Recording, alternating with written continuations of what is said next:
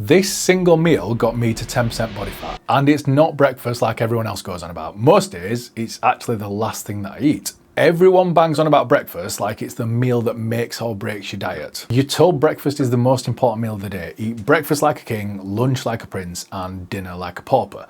But when I did this, I found myself starving every single evening, sat in front of the TV, scrolling TikToks of burger reviews, unable to eat any real dinners with family because I didn't have any calories left. Or the flip side is you get told to skip it altogether to save your calories for later, which seems like good advice when you're sipping your coffee telling yourself that you're not hungry in the morning, but then 11 AM hits and you're starving, and by lunchtime the meal that you planned doesn't cut it and you ruin your diet altogether. You're also told that you definitely shouldn't have cereal because of the sugar in it being bad for you. But this meal that got me to 10% body fat, it has cereal in it. But my point is, breakfast is the meal that everyone obsesses over when dieting.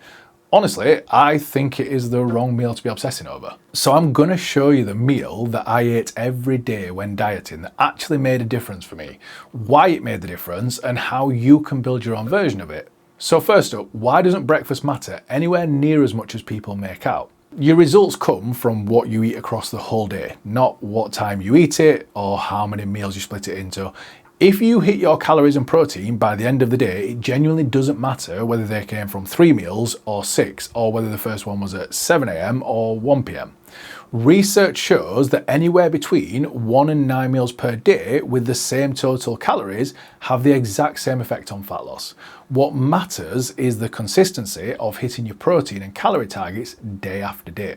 So when you're chasing this elusive perfect breakfast, you're trying to solve a problem that is not the actual problem anyway. The real problem, the one that I struggled with and the one that I see pretty much every client struggle with, is getting to 8 PM and realizing they're nowhere near the protein target and they're way too close to the calorie target. And trying to find something that hits the protein target without sending calories way over becomes like trying to solve the Da Vinci Code. So they end the day either under on protein or over on calories. The meal that actually matters is a yogurt bowl, or a mop-up meal, as I like to call it. Yogurt, some fruit, sometimes some cereal on top, and that's it.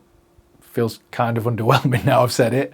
But I guess that is the key to it. It takes 2 minutes to plan and make.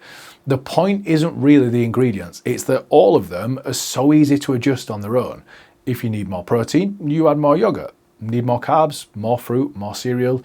Need a bit more fat, throw in some peanut butter or some dark chocolate. It scales up or down depending what you've actually got left. Some days it can be basically a full meal. Other days it's a bit of yogurt and a few cherries to close out the last 20 grams of protein that I need. But it allows me to have a lot more flexibility in my day. I get to have dinner with family instead of having to pre-plan all of my meals for the entire week and trying to convince them that the 5th day of chicken and rice isn't repetitive if we change from fajita spices to garlic and herb. It means that when I have a busier day or forget to take a meal with me, I can grab something on the go and just make up the shortfall for it later when I need to. I don't have to stand in Starbucks scanning barcodes trying to work out what I can actually fit in. I can find something to make do, track it when I get a chance, and then at the end of the day, I look for what's left, how much protein, carbs and fats I've still got to hit, and I build the bowl around that. If I end up having a big dinner with family and I'm short on protein and light on carbs, then that is what the bowl becomes. More yogurt, less fruit. Whereas if I've been decent all day, then it becomes more of a meal. I get more yogurt, I get more fruit. But it's the one thing that allows me to diet around life without the stress of only being able to hit my targets on a perfectly pre-planned day. Because they never happen. Something always comes up. But before you run off with this and take it as a free pass to grab a croissant for breakfast and a meal deal for lunch and then try to make it back with a single bowl of yogurt, you've still got to try and hit your targets. What you eat 80% of the time still matters and will make a difference. It's about having the flexibility to use it when you need it, not trying to diet on the fly. It means you don't need every single meal to be perfect to keep hitting your targets and keep dropping fat. You just need the day to add up by the time you go to bed, and this is how I make sure I do it every single day.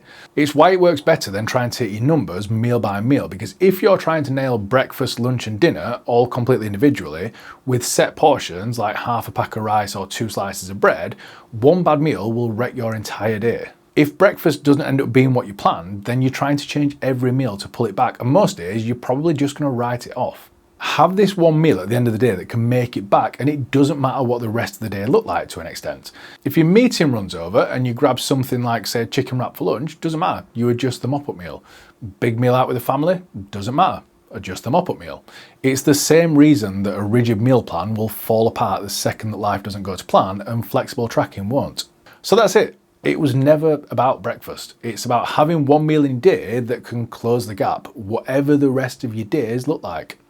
If your diet keeps falling apart because things come up and one meal throws it out, this is the fix. And if you don't have your protein and calorie targets yet, use my deficit calculator, which is in the description below. You can work them out and you can plan your mop-up meal in. And be sure to drop a follow so you don't miss future videos like this to help you finally get lean enough to see your abs.